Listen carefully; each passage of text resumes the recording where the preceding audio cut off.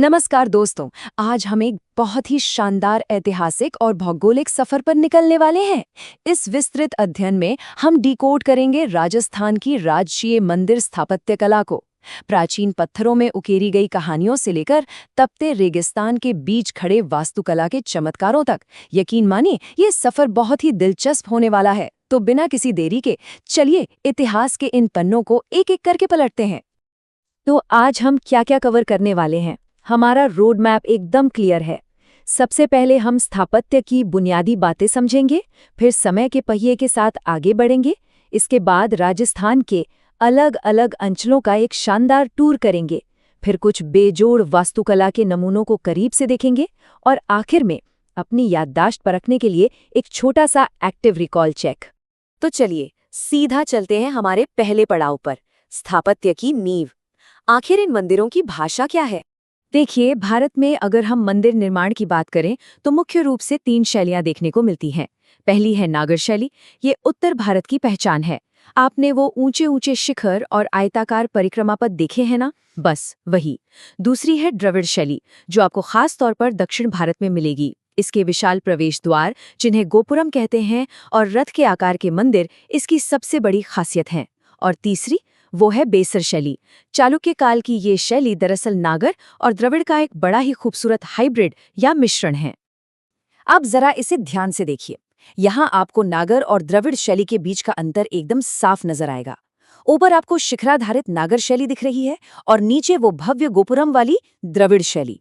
लेकिन रुकिए, जो सबसे अहम बात हमें यहाँ नोट करनी है वो है नागर शैली की उपशैलियां, जैसे गुप्त काल की पंचायतन शैली, जहां एक मुख्य मंदिर होता है और उसके चारों कोनों पर 4 छोटे मंदिर होते हैं। इसके अलावा गुर्जर प्रतिहार काल की महामारू शैली और परमार काल की भूमिज शैली का भी राजस्थान की वास्तुकला में बहुत बड़ा रोल है। बुनियादी बातें तो हो गई। अब थोड़ा समय के पहिए को घुमाते हैं और देखते हैं कि ये सब इवॉल्व कैसे हुआ। हमारी ये टाइम ट्रैवल यात्रा शुरू होती है 300 ईसा पूर्व मौर्य काल के साधारण बौद्ध स्तूपों से। फिर हम पहुंचते हैं 8वीं सदी के पूर्व मध्यकालीन दौर में और अंत में 10वीं सदी और उसके बाद के भव्य उत्तर मध्यकालीन युग में। ये सफर सिर्फ पत्थरों को तराशने का नहीं है, बल्कि ये दिखाता है कि हमारी कला और हमारा समाज समय के साथ कैसे विकसित हुए। अगर हम शुरुआती दौर की बात करें तो बैराट और झालावाड़ के बौद्ध मंदिर इसके सबसे पुराने उदाहरण हैं। लेकिन इस काल का जो असली सुपरस्टार है वो है झालावाड़ का शीतलेश्वर महादेव मंदिर। आपको पता है, 689 ईस्वी का ये मंदिर राजस्थान का पहला तिथि युक्त मंदिर है। इसके बाद 8वीं सदी में ओसियां, चित्तौड़ और आभानेरी में गुर्जर प्रतिहारों की मशहूर महामारू शैली का उदय होता है।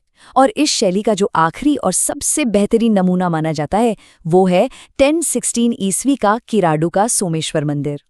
अब देखते हैं कि 10वीं सदी के बाद चीजें कैसे बदलीं। इस मध्यकालीन दौर में 2 नई शैलियों की एंट्री होती है, सोलंकी, जिसे मारू गुर्जर भी कहते हैं, और भूमिज शैली। यहाँ एक बहुत ही काम का फैक्ट याद रखिएगा। पाली का सेवाड़ी का जैन मंदिर भूमिज शैली का बिल्कुल सबसे पुराना उदाहरण माना जाता है। और इसी दौर में कुंभस्वामी और रणकपुर जैसे भव्य मंदिर बने, जिन्होंने मध्यकालीन वास्तुकला की परिभाषा ही बदल दी। अब वक्त आ गया है हमारे ग्रैंड रीजनल टूर का। तो चलिए एक टूर गाइड की तरह हम भी राजस्थान के अलग-अलग जिलों की वास्तुकला का जायजा लेते हैं। शुरुआत करते हैं दक्षिण के वागड़ और राजसी मेवाड़ अंचलों से। वागड़ तो खैर अपने अनूठे स्थापत्य के लिए मशहूर है ही, लेकिन मेवाड़ में उदयपुर का जगदीश मंदिर सच में अद्भुत है। ये पंचायतन शैली का एकदम परफेक्ट उदाहरण है। लोग इसे सपनों में बना मंदिर भी कहते हैं। वहीं चित्तौड़गढ़ तो जैसे इतिहास और वास्तुकला का खजाना है। कुंभश्याम, कालिका माता और मीरा मंदिर जैसे कमाल के स्थल आपको यहीं मिलेंगे। और हाँ, जगत की अंबिका माता के मंदिर को भूलना नहीं है, जिसे मेवाड़ का खजुराहो कहा जाता है। शेखावाटी के उन खूबसूरत भित्ति चित्रों वाले मंदिरों को निहारते हुए अब हम आ गए हैं पूर्व के ढूंढाड़ क्षेत्र में। यहाँ जयपुर की गोविंद देव जी और शिला माता के मंदिर तो हैं ही, लेकिन सवाई माधोपुर का आध्यात्मिक महत्व भी कुछ कम नहीं है। यहाँ का घुश्मेश्वर महादेव मंदिर भगवान शिव का 12वां ज्योतिर्लिंग माना जाता है। और रणथंबोर का त्रिनेत्र गणेश मंदिर, वो तो पूरे भारत में अपनी तरह का इकलौता और बेहद खास मंदिर है। आप चलते हैं हाड़ौती बेल्ट की तरफ। ये क्षेत्र तो वास्तुकला के चमत्कारों से भरा पड़ा है। बारां जिले के रामगढ़ में जो भंडदेवरा मंदिर है ना, उसे राजस्थान का मिनी खजुराहो कहा जाता है। 10वीं सदी का ये मंदिर वाकई देखने लायक है। और झालावाड़ का सूर्य मंदिर, जिसे 7 सहेलियों का मंदिर भी कहते हैं, इसका ऊंचा शिखर खजुराहो शैली की एक बहुत ही शानदार झलक पेश करता है। मारवाड़ क्षेत्र की अगर बात करें तो जोधपुर का ओसियां सबसे ज्यादा ध्यान खींचता है। यहाँ के गुर्जर प्रतिहारों की महामारू शैली का सबसे बड़ा केंद्र था। यहाँ के हरिहर, सूर्य और महावीर मंदिर इसके भव्य प्रमाण हैं। ओसियां में आपको पंचायतन लेआउट का बहुत ही सुंदर रूप देखने को मिलेगा, जहाँ बीच में एक मुख्य मंदिर और उसके चारों तरफ 4 छोटे मंदिर पूरी भव्यता के साथ खड़े हैं। और अब हमारा ये टूर हमें ले आया है थार के रेगिस्तान में। जैसलमेर और बीकानेर की विरासत अपने आप में एकदम अलग है। अच्छा, यहाँ बीकानेर के भांडासर जैन मंदिर के बारे में एक बड़ा ही हैरान करने वाला तथ्य है। ऐसा कहा जाता है कि जब इस मंदिर की नींव रखी जा रही थी तो पानी की जगह सैकड़ों किलो असली देशी घी का इस्तेमाल किया गया था। सोचिए जरा, ये बात इसे ऐतिहासिक रूप से तो खास बनाती ही है, कहानियों के लिहाज से भी एकदम अविश्वसनीय बना देती है। अब हम अपनी यात्रा के उस पड़ाव पर हैं जहां हम राजस्थान की वास्तुकला के सबसे बड़े मास्टरपीस देलवाड़ा और रणकपुर को थोड़ा और करीब से देखेंगे। 1444 ये सिर्फ एक नंबर नहीं है दोस्तों, ये रणकपुर जैन मंदिर के उन खंभों की संख्या है जिन पर ये पूरा का पूरा विशाल ढांचा टिका हुआ है।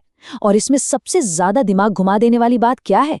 इन 1444 खंभों में से कोई भी 2 खंभे एक जैसे नहीं हैं। हर खंभे की नक्काशी एकदम अलग है।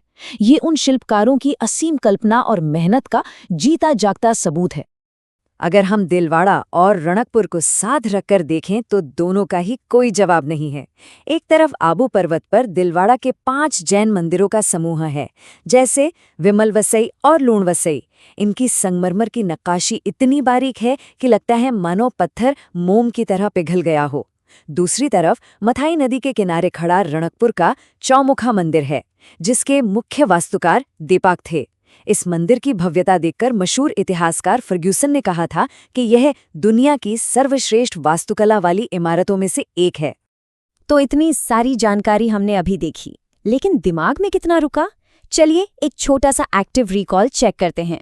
इस पूरे विस्तृत अध्ययन में हमने कई अंचलों, शैलियों और समय कालों को डिकोड किया। अब खुद को चुनौती दीजिए और सोचिए कि आपको कितने तथ्य याद रहे। चलिए शुरू करते हैं।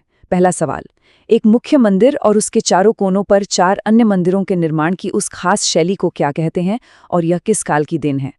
दूसरा सवाल, अभी हमने बात की थी, बीकानेर का वो कौन सा मंदिर है जिसकी नींव में पानी की जगह घी का इस्तेमाल हुआ था? और तीसरा, राजस्थान का खजुराहो और मेवाड़ का खजुराहो किन मंदिरों को कहा जाता है? जरा दिमाग पर जोर डालिए। कुछ और सवाल, रणकपुर के जैन मंदिर का निर्माण किस शासक के समय हुआ और इसके मुख्य शिल्पी कौन थे? महामारू शैली का आखिरी सबसे बेहतरीन मंदिर किसे माना जाता है?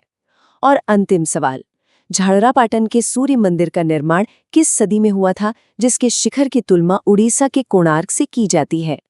इन सभी सवालों के जवाब अपने दिमाग में सोच कर रखिए। इनके सही उत्तर हम अपने अगले विश्लेषण में पूरे विस्तार से देंगे। इसी प्रकार की नई जानकारियों के लिए हमारे चैनल से जुड़ें और आप सभी का धन्यवाद।